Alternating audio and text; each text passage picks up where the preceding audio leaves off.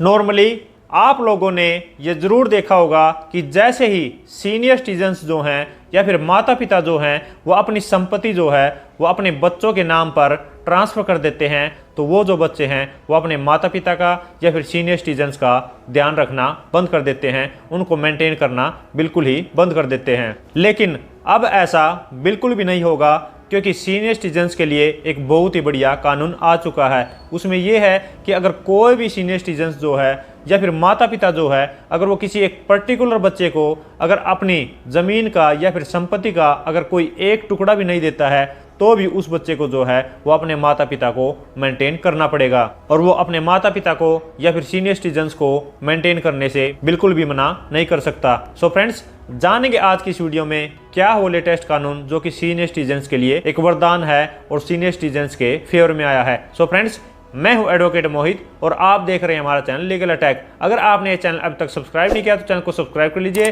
क्योंकि लॉ से रिलेटेड बहुत ही बढ़िया कंटेंट इस चैनल पे आने वाला है। सो फ्रेंड्स, बिना किसी देरी के चलिए वीडियो शुरू करते हैं।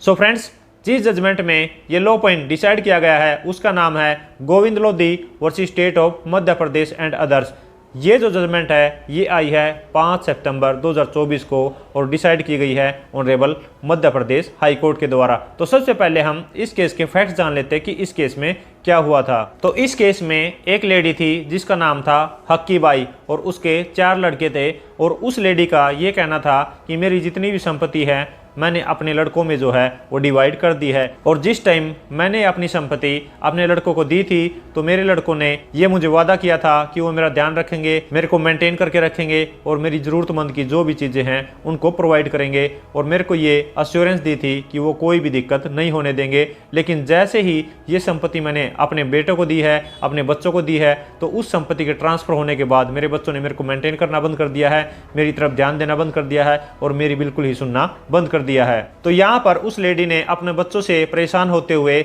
एक पिटीशन डाली एसडीएम कोर्ट में, सीनियर सिटीजन ट्रिब्यूनल में, कि मेरे को जो है वो मेरे बेटों से मेंटेनेंस दिलवाया जाए। चारों बेटों के खिलाफ जो है उसने मेंटेनेंस पिटीशन डाल दी। अब यहाँ पर जो सीनियर सिटीजन ट्रिब्यूनल है उसने उस लेडी के फेवर में ऑर्डर सुना दिया और ये कहा कि हर एक बच्चा जो है वो अपनी मदर को 3000 रुपये पर मंथ देगा, यानी कि उस लेडी को जो है वो 12000 रुपये पर मंथ मिलेंगे अपने चारों बेटों से। तो यहाँ पर इस ऑर्डर से 3 जो लड़के हैं वो तो तैयार थे, लेकिन एक लड़के ने जो है इस ऑर्डर के अगेंस्ट अपील डाली एडिशनल कलेक्टर के पास, और ये कहा कि मेरी कोई भी ड्यूटी जो है वो मेरी मदर के अगेंस्ट नहीं बनती और मैं अपनी मदर को जो है वो मेंटेन नहीं करूँगा। तो यहाँ पर एडिशनल कलेक्टर ने जो है उस ऑर्डर को थोड़ा सा मॉडिफाई कर दिया और उसने ये कहा कि हर एक बेटा जो है वो अपनी मदर को 2000 रुपये पर मंथ देगा, यानी कि यहाँ पर जो है 8000 रुपये चारों बच्चों के द्वारा अपनी मदर को दिए जाएंगे। तो यहाँ पर भी वो जो लड़का था वो उस ऑर्डर के अगेंस्ट चला गया ऑनरेबल हाई कोर्ट में। तो ऑनरेबल हाई कोर्ट में दोनों पार्टीज की तरफ से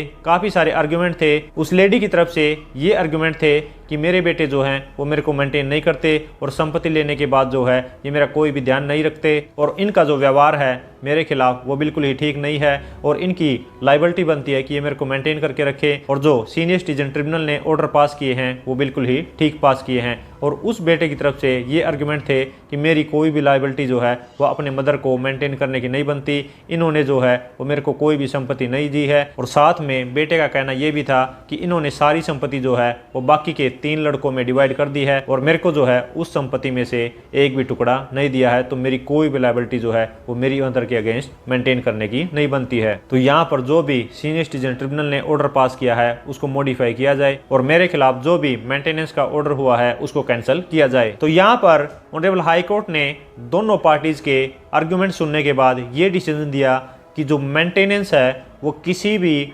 डिवीजन ऑफ प्रॉपर्टी के बेस पे नहीं डिसाइड किया जाएगा कि माता ने या फिर पिता ने किस बेटे को कितनी संपत्ति दी है, या फिर 3 बेटों को संपत्ति दी है या फिर 2 बेटों को संपत्ति दी है। माता पिता जो है वो अपनी संपत्ति किसी को भी दे सकते हैं, और इसके रिगार्डिंग जो है कोई भी बेटा ये नहीं कह सकता कि मेरे को संपत्ति नहीं मिली है तो मैं मेंटेनेंस नहीं दूंगा या फिर मेरी कोई भी लाइबिलिटी नहीं बनती। तो यहाँ पर जो मेंटेनेंस है वो प्रॉपर्टी के डिवीजन के हिसाब से डिसाइड नहीं होगा, क्योंकि हर बच्चे की ये ड्यूटी बनती है कि वो अपने पेरेंट्स को या फिर माता पिता को मेंटेन करके रखे। और अगर किसी बच्चे को ये लगता है कि मेरा भी इस संपत्ति में जो है वो हिस्सा बनता है, तो वो सिविल सूट जो है वो सिविल कोर्ट में डाल सकता है और अपने हिस्से को क्लेम कर सकता है। लेकिन सिर्फ इस ग्राउंड पे वो मेंटेनेंस नहीं देना चाहता तो यहाँ पर उसकी कोई भी सुनी नहीं जाएगी और वो अपने मेंटेनेंस की लायबिलिटी से बिल्कुल भी नहीं बच सकता। तो यहाँ पर ऑनरेबल हाई कोर्ट ने ये ऑर्डर देते हुए ये कहा कि एडिशनल कलेक्टर ने जो भी ऑर्डर पास किया है वो बिल्कुल ही ठीक पास किया है और उस बेटे की अपील को